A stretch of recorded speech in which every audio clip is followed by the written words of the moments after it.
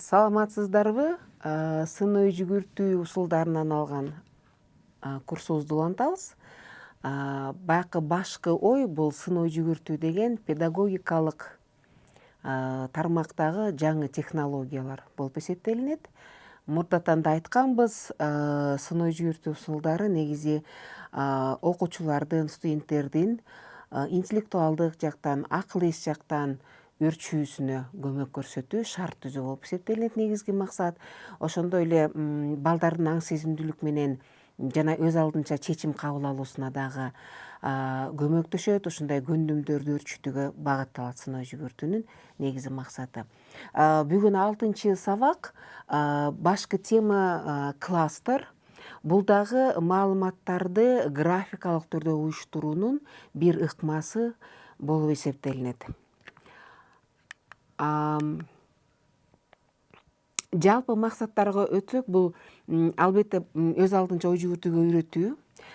Негизи экинчиси болсо маалыматты жана уккан көргөндөрдү сын баа менен кабыл алып, ага өзүнүн сын көз карашында баа берип, кандайдыр чечим чыгаруу, натыйжа чыгаруу деген аракеттерди жүргүзүүгө үйрөтүү болуп эсептелет. Себеби мурда да айтканбыз, азыркы кезде түрдүү маалымат булактары көп. Бардык эле маалыматтар угармандарга, окуучуларга, угуучуларга жетеринен мурун электен өткөрүлүп, тандалып, талданбайт, таразаланбайт. Ошондуктан ар бир адам каалаган маалыматты алганда өзүнүн тажрыйбасына, өзүнүн көз карашына салып, ошону сын баа менен кабыл алыш керек. Мындай даяр жана акыркы чектеги чындык катары кабыл алганга болбойт азыр маалыматтардын баарын.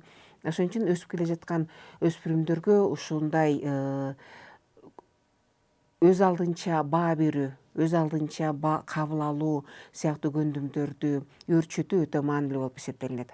Кластерге кайрылсак, кластер өзү эмнени берет? Биринчиден, бул графикалык түрдө маалыматты уюштуруп алуу дегенди билдирет. Себеби деген негизи адам баласына ыңгайлуу да, эгерде көз алдында турса, бардык нерселер, бардык түшүнүктөр, бардык байланыштар көз алдында турса, аларды бириктирип, өз ара алардын ортосунда байланыштар тапканга оңой болот. Демек, класстер аркылуу негизги ой бирдиктерин, алардын өз ара байланышын чийип, же болбосо мындай сызыкча менен байланыштырып, кайсыл түшүнүк башкы болуп эсептелинет, ал түшүнүктөн кайсы түшүнүк келип чыгат экен, кайсы нерсе бар, ал эмнеге байланыштуу экендигин ошону мындай тутумдаштырып, түшүнүп, ошону жалпы көрсө болот ушу кластердин жардамы менен. Демек, кластердин эң негизги артыкчылыгы бул мындай көрсөтмөлүү болот, окуп аткан, өздөштүрүп жаткан материалды. Аларды тутумдаштырып, аларды жалпылоого аябай жакшы жардам бере турган, ошол эле учурда жөнөкөй ыкма болуп эсептелинет кластер. Баягы эле салттуу түрдөгү суроо, бул кластерди кайсы убакта, сабакта качан колдонсо болот? Кластердин дагы бир өзгөчөлүгү, жакшы касиети бул окутуу процессиндеги бардык баскычта колдонсо болот. Мисалы, чакырык баскычында, биринчи баскычта мугалим теманы атайт, ошол темага же болбосо негизги түшүнүккө байланыштуу балдардын өзүнүн билгендерин, божомолдоолорун, ойлорун, же болбосо ассоциация деп коет го, кайсы бир нерселерди элестетерин, ошолорду жазгыла деп сунуштаса болот. Ал эми түшүнүү баскычында болсо, мисалы, жаңы маалыматты окуйт да, текстти окуйт, же болбосо бир видео материалды көрөт, аудио материалды угат. Ошондон алган маалыматты кана эми тутумдаштырып, мынтип иреттеп жазып көрүлөчү, мисалы, негизи эмне жөнүндө, ал эмнеге байланыштуу экен деп тапшырма берсе болот. Үчүнчү, ой жүгүртүү баскычында да колдонсо болот. Алган маалыматты талдап жатканда, жыйынтыктап жатканда дагы өзүнүн жыйынтык ойлорун, өзүнүн түшүнүктөрүн, көз караштарын ушу кластер түрүндө уюштурса болот. Андан кийинки карала турган нерсе, кандайча колдонсо болот кластердичи? Биринчиден, кластер бир бүтүн сабактын башынан аягына чейин колдонууга болот стратегия катары болсо болот да. Мисалы, башында теманы атадыңар да, анан ошол темага байланыштуу баягы башкы сөздү, башкы тезисти берип туруп, балдар ушуга байланыштуу эмнелерди билесиңер деп суроону берип, анан балдар кластерди башында түзөт, анан эле ошо кластерди сактап коюп, тактага түзөсүңөрбү, балдар өзүнүн ар бир баракта түзөбү, же жупташып түзүшөбү, анан сабакты улантып жатканда экинчи баскычында баягы түшүнүү, жаңы маалымат алып жаткан мезгилде алган маалыматтарын баягы класстерге кошуп жаза берсе болот. Бул жерде башка түс менен жазган ыңгайлуу да, себеби деген балдар көрүнүктүү болот да. Мисалы, мону мен биринчи жазгам, муну өзүм деле билчүмүн. Ал эми бул текстте мен жаңы маалымат алдым деп, аны бир башка түстөгү калем менен жазсам, балдар өзүнүн мурунку оюн анан кийинки жаңы ойлорду дагы байланыштырып топтоп жатканын өзлөрүндөй көрө алышат.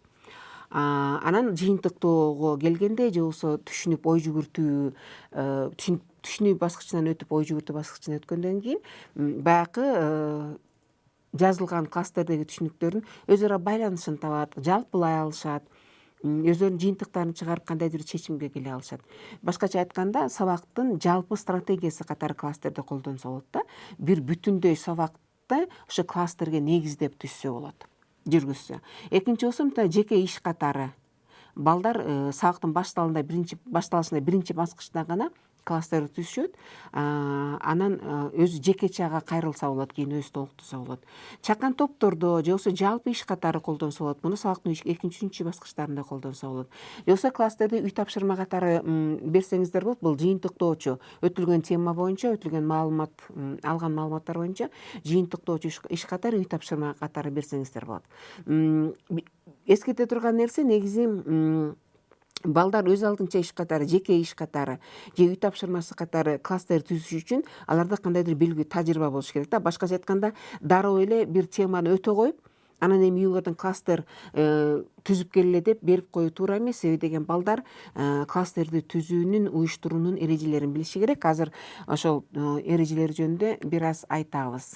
Класстер кантип түзүлөт? Биринчиден, класстер деген сөз англис тилинен алынган сөз. Бул бир сап дегенди билет, бир шингил дегенди билдирет. Мисалы, жүзүмдүн мөмөсүнүн бир сабы, ошону билдирет. Башкача айтканда, мындай ортосундагы бир башкы нерсе болот, анан калган нерселер ошо менен мындай туташ болушат, байланыштуу болушат. Кантип түзүлөт? Биринчи баш сөздү же тезисти белгилеп алабыз. Мен мисалы биология сабагында же болбосо мекен таануу же болбосо жаратылыш сабагына тийиштүү болушу мүмкүн. Мисалы, жөн гана дарак деген теманы алдым. Бул болжолдуу гана тема. Албетте адиси биологдор, жаратылыш сабагынан берген адистер бул теманы тереңирээк карап, башка бир тезисти алышы мүмкүн, башка бир сөз байланыштарын, түшүнүктөрдүн байланышын табышы мүмкүн. Мен муну мисал катары гана алдым. Бул үстүртөн да болуп калышы мүмкүн. Бул эскертүү, бул жөн гана үлгү. Мисалы, башкы сөз дарак. Муну кагаздын ортосуна же болбосо тактага же болбосо дептердеги кагаз бетине ортосуна тегерекче сызып алып, ага ошо дарак деген сөздү жазабыз. Андан ары балдарга тапшырма берилет. Мисалы, балдар ошо дарак мисалы эмнелерден турат, же болбосо кайсы бир ойго байланыштуу, же болбосо эмнени элестетет дарак деген тапшырманы бересиздер. Мисалы, балдар тегеретте, дарактын тегеретесине дагы тегерекчелерди сызып ал жерге жазышы мүмкүн. Мисалы, менин мисалдарым сөңгөк, жалбырак, мөмө, бутак, тамыр, кимдир бирөө уя деп жазышы мүмкүн. Себеби даракты атаганда уя элестейт, туурабы? Башкача айтканда, ушул башкы сөзгө, тезиске байланыштуу андан келип чыгуучу фактыларды, көрүнүштөрдү, ойлорду, нерселерди жазса болот. Бул жерде да эскерте турган нерсе, негизи балдарга эч кандай чек коюу болбошу керек. Албетте убакыт жагынан чектөө болот. Мисалы, 3 мүнөттө түзгүлө, 5 мүнөттө түзгүлө. Убакытты башкаруу жөнүндө айтканбыз. Мугалим өзү чечет кайсы ишке, иштин түрүнө канча убакыт, канча мүнөт бере тургандыгын. Балдар ошол убакыт бүткөнгө чейин эч токтоосуз, эч мындай чектөөсүз ушу дарак деген сөзгө байланышкан баардык сөздөрдү жазса болот. Андан кийин мисалы башкалар андан ары да кетиши мүмкүн. Мисалы, мөмө деп жазды, мөмөгө мисалы данек байланыштуу, мөмөгө шире деген байланыштуу болушу мүмкүн, туура. Муну баягы башында класстер түзгөндөн кийин балдарга түшүнүү баскычына өтүп, экинчи баскычына өтүп, балдар жаңы маалыматтар, дарак жөнүндө текст окугандан кийин ал жерден да бир жаңы нерселер же болбосо эстебей калган нерселерди жазат да.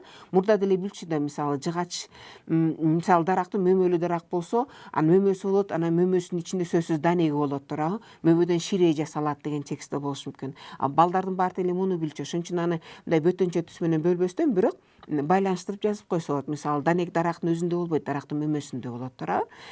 Дарактардын баары эле мөмө бербейт мисалы. Дагы мисалы жаңы бир түшүнүктү алышы мүмкүн, жаңы маалымат болушу мүмкүн. Мисалы балдардын жаш курагына жазса, кээ бирлер үчүн мисалы дарактар абаны тазалай тургандыгы жаңы маалымат болушу мүмкүн. Аны биз башка түс менен жазып койсок болот. Мисалы таза аба. Мисалы жалбырактар, мисалы ийне жалбырактуу, анан жазы жалбырактар бөлүнө турганды мисалы балдар билбеши мүмкүн, же болбосо ойлонбогондур мурда, туура. Аны да жаңы катары жазып койсо болот.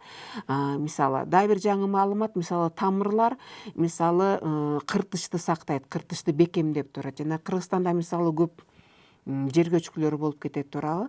Ошол жерлерге мисалы эгерде дарактар тексе, дарактар өзлөрүнүн тамырларын жайып, топурактын бекем болушуна, жер кыртышынын бекем болушуна, ага жараша мындай көчкүлөрдү болтурбоого да жардам шарт түзүшү мүмкүн. Бул дагы жаңы маалымат болушу мүмкүн. То есть дарактын тамыры бар, тамырга байланыштуу тамырдын өзгөчөлүгү ошо кыртышты сактап калат. Эгер көңүл бурсаңар, мисалы класстерде ошол көрүнүп турат.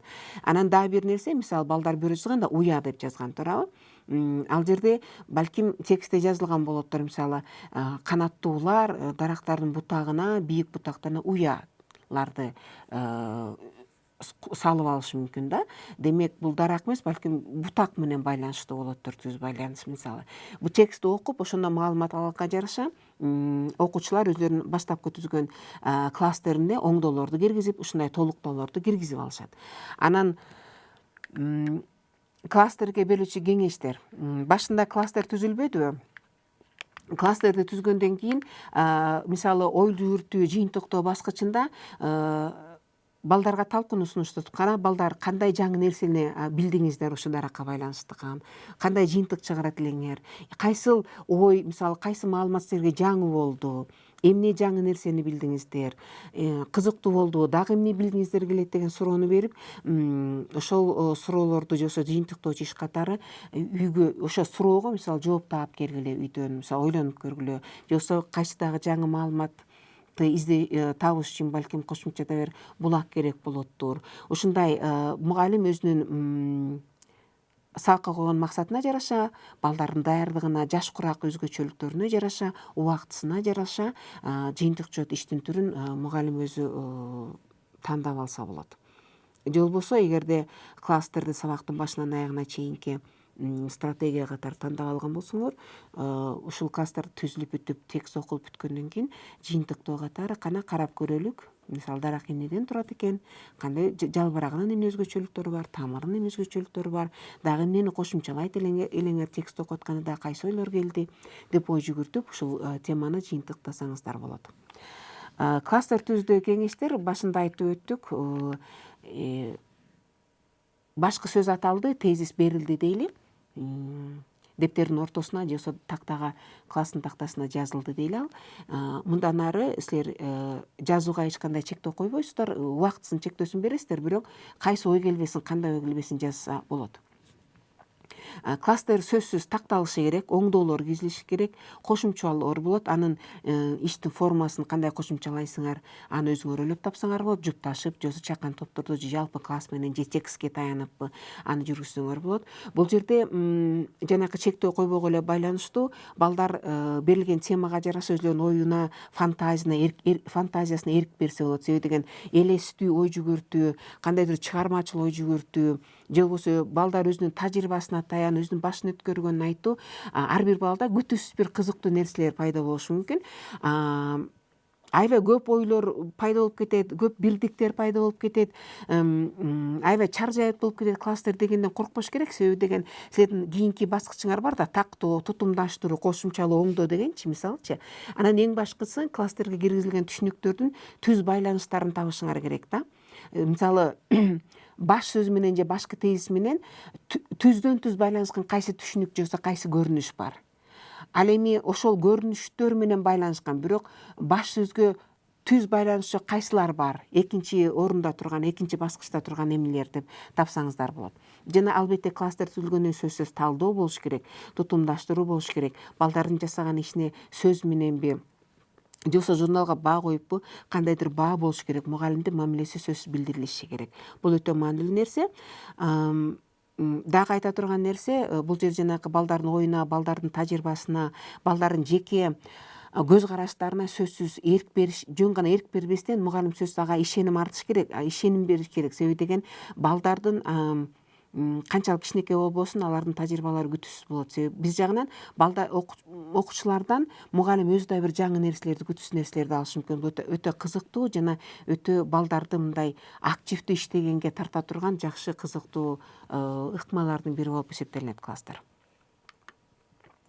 Артыкчылары эмне жана кандай начарлары чыгарса болот? Албетте силер көргөндөй класстер бул көрсөтмөлүү нерсе. Башында айткандай, класстерди түзгөндө канчалык татаал түшүнүк болбосун, канчалык бир көп аябай өзү ара байланышкан көп бир түшүнүктөр, көп бир көрүнүштөр болбосун, класстер ошону көрсөтмөлүү түрдө, иреттүү түрдө мындай балдар өзүнүн алдына жайып мындай түзө алышат да, аябай жакшы көрүнүктүү нерсе болот бул. Экинчи артыкчылыгы бул ар түрдүү багытта ой жүгүртсө болот. Себеби деген биз бир эле багытта ой жүгүртөбүз. Мисалы дарак эмнеден турат эле деп коюшу мүмкүн, эмне бөлүктөрү бар депчи. Бирок бул жерден күтүүсүз нерселер пайда болсо болот. Мисалы уя курат экен, андан ары дагы дарактар дайыма чымчыктар менен байланыштуу деген жазылышы мүмкүн, туурабы? Дарактар мисалы көрүп берип турат дегенде түшүнүктөрдү бир текстте жок нерселер да пайда болушу мүмкүн. Балдар ошо текстке таянып, алган жаңы маалыматка таянып, дагы жаңы нерселерди дагы өзүлөрү жаза алышы мүмкүн. Же болбосо өзүлөрү эч качан ойлонбогон, оюна албаган нерселерди дагы ушул берген баш сөзгө, башкы тезиске байланыштырып, бул менен бул байланыштуу турбайбы деп өзүлөрү мындай өз алдынча ой жүгүртүп, өзү бир кайсы бир тыянактарга келип, кайсы бир байланыштарды өз алдынча таба алышат. Дагы нерсе, класстердин дагы бир артыкчылыгы көлөмдүү, көп мындай тараптуу, көп бир маселелерди козгогон материалды дагы өздөштүрүүгө, кыска мөөнөттө өз алдынча өздөштүрүүгө дагы жардам берет да. Аябай кенен жазылган материал ошол жерде жаңы башкы сөзгө, башкы теманы таап, мисалы текст эмне жөнүндө деп ойлойсуңар балдар, ага байланыштуу эмне бар экен деп. Аябай көп сөз менен жазылган тексттин ичинен мындай аябай маанилүүлөрүн, аябай башкы сөзгө, башкы көйгөйгө тиешелүү, түз байланышы бар нерселердин деп иргеп ошолорду мындай алып алганга, аларды тутумдаштырганга аябай чоң жардам бере турган ыкма болуп эсептелинет класстер. Кандай көндүмдөр өрчүйт ушу класстерди колдонуудан? Баягы негизи эле сыноо жүгүртүү усулдары кайсы көндүмдөрдү өздөштүрөт дегенге баягы жалпы жооптор да бар да, биз сабактын башында айткандай, мындай өз алдынча ой жүгүртүү, алган маалыматты уккан көргөнүнө сын көзү менен кароо, ошого сын көзү менен баа берүүдө. Андан сырткары класстер мындай башкы категорияны, башкы ойду бөлүп алууга да үйрөтөт да. Мисалы чоң текст окудук, ар кайсы нерселер жөнүндө, дарак жөнүндө, аба жөнүндө, жер кыртыш жөнүндө айтып атабыз, экологиялык өзгөчөлүктөр, табигый кырсыктар жөнүндө айтылышы мүмкүн, туурабы? Анан ошо тексттен бир же бир эки же үч бир башкы категорияны бөлүп алып, башкы тезисти, бир башкы сөздү бөлгөнгө үйрөтөт.